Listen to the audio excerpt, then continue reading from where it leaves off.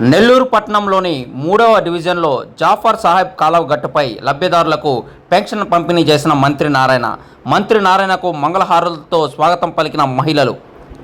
వృద్ధులకు, వికలాంగులకు, వితంతువులకు ఇళ్ల మధ్య పెన్షన్ అందజేసిన మంత్రి నారాయణ తమ ఇంటికి వచ్చి పెన్షన్ అందజేయడంతో ఆనందంతో మునిగిపోయిన పెన్షన్దారులు. ఈ సందర్భంగా మంత్రి నారాయణ మాట్లాడుతూ, కూటమి ప్రభుత్వం ఎప్పుడు ప్రజలకు అండగా ఉంటుందని, చంద్రబాబు నాయుడు గారు ఇచ్చిన హామీని నెరవేర్చి పెన్షన్ను 1000 రూపాయలు పెంచారని ఆయన తెలియజేశారు. ఆదివారం కావడంతో ఒక్కరోజు ముందుగా పెన్షన్ అందజేస్తున్నామని ఆయన తెలిపారు. రాష్ట్రంలో ఒకరోజు ముందుగా పండగలగా పెన్షన్ పంపిణీ చేయడం అనేది చాలా ఆనందకరమని ఆయన తెలిపారు. మేనిఫెస్టోలో చెప్పినట్టు అన్ని పథకాలు త్వరగా అమలు చేస్తామని ఆయన తెలిపారు. తమ పిల్లలను వీఆర్ పాఠశాలలో చేర్పించాలని ఆయన తల్లిదండ్రులను కోరారు. ఈ కార్యక్రమంలో తెలుగుదేశం నాయకులు, కార్యకర్తలు తదితరులు పాల్గొన్నారు. ఎలక్షన్స్ ముందు మండు టెండలు, ఆ మండు టెండల్లో ఎలక్షన్ కమిషన్ రిస్ట్రిక్షన్ పెడితే పెన్షన్ ఇంటికాడు ఇవ్వకుండా అందరూ సచివాలయాలకు రండి అక్కడికి రమ్మని ఎండలో నిలబెట్టి కొంతమంది శ్రోత పడిపోయారు వృద్ధులు. అలా అరాచక పాలన చేసిన ప్రభుత్వం గత ప్రభుత్వం. ఆ రోజే ముఖ్యమంత్రి గారు చెప్పారు, సచివాలయాలు ఉన్నారు, సచివాలయం సేవని ఇప్పించండి, ఇబ్బంది లేదు.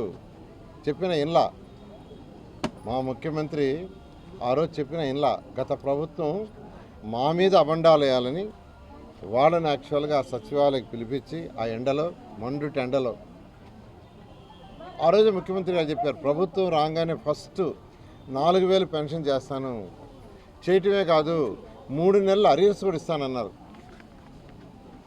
మార్చి, ఏప్రిల్, మే అన్న ప్రకారం మొదటి నెలలో 7000 రూపాయలు ఇచ్చారు.